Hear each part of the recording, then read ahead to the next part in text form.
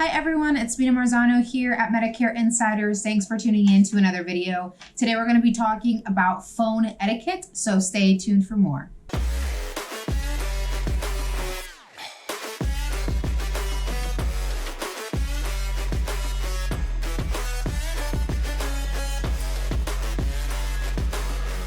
So in today's video, I'm going to give you 5 tips to maintain that old-fashioned phone etiquette in today's digital world. So we've gotten pretty accustomed to communicating via emails, via text messages, and a lot of times phone etiquette can get lost in those forms of communication, and it doesn't seem as important to maintain. So we don't think about these things, but they are still important, especially for us agents who are running a professional business and want to maintain those professional relationships with our clients. So I have 5 tips for you, and the very first one is find out when is the best time to call. So remember, we are the ones providing the service to our clients. We want to make sure that things are on their time. We want to make sure that we're not doing the whole phone tag thing, because that can be really annoying when you're calling someone and you're not getting them, and then they're calling you back and they're not getting you. So make sure that you solidify what is the best time to call before you even make that call, to guarantee that you're actually going to get them on the phone.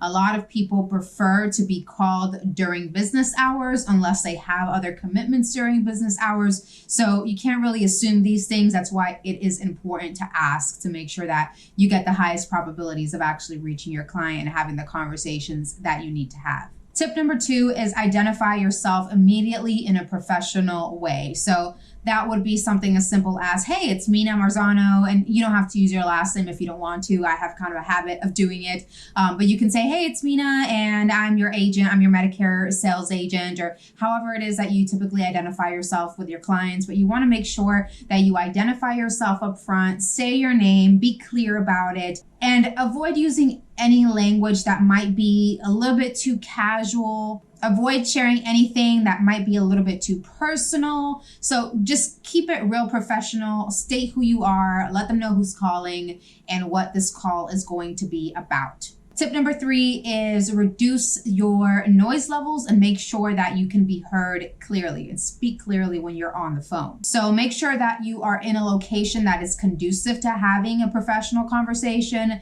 I wouldn't recommend calling your clients while you're running around at Publix or at the mall and there's a lot of background noise going on. That can be really distracting and frustrating. I would also recommend not doing the speakerphone thing. That can be frustrating too. Sometimes there's an echo when you're on speakerphone. Sometimes speakerphone picks up a lot of extra background noise. So I would stay away from the speakerphone if you're having conversations with your client. Make sure that they can hear you clearly, that there isn't a whole lot of background noise. I would also make sure that you are choosing times that are good for you to have these conversations. So not when your kids are maybe running around in the house and you're telling them, hey, stop doing this, stop doing that. It might be best to carve out a time when you can be alone, where you can have that quiet time and really dedicate that space to your client and having the conversations that are needed. Tip number 4 is take notes. So a lot of times we're on the phone and we have conversations. I do this all the time and I say, I'm not going to forget this.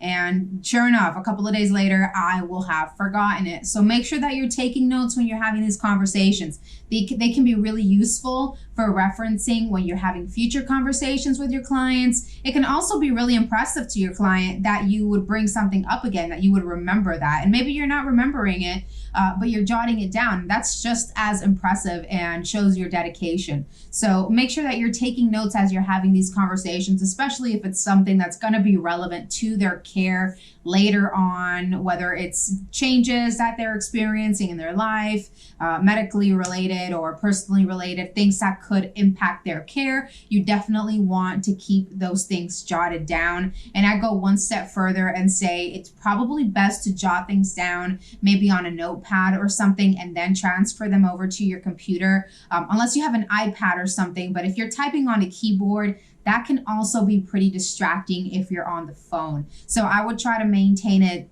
something that's quiet, like an iPad, or maybe just old-fashioned pen and paper. Take some notes and keep them so that you can reference them at a future date.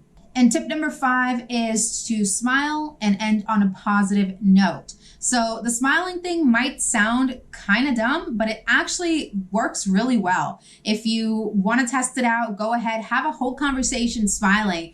And it's almost like the person on the other side of the phone can hear you smiling. You're going to sound a lot more positive, a lot more upbeat. It's very easy sometimes when we're on the phone to sound uninterested or disengaged. And that's definitely not a feeling that we want to give over to our clients at any point in time. We want to sound engaged. We want to sound upbeat. So use that as kind of your measuring stick. Smile when you're on the phone. And that's really going to go a long way. They're going to hear it on the other end. I guarantee it, it makes a difference, as silly as it might sound. And always end your conversation by thanking your client for their time.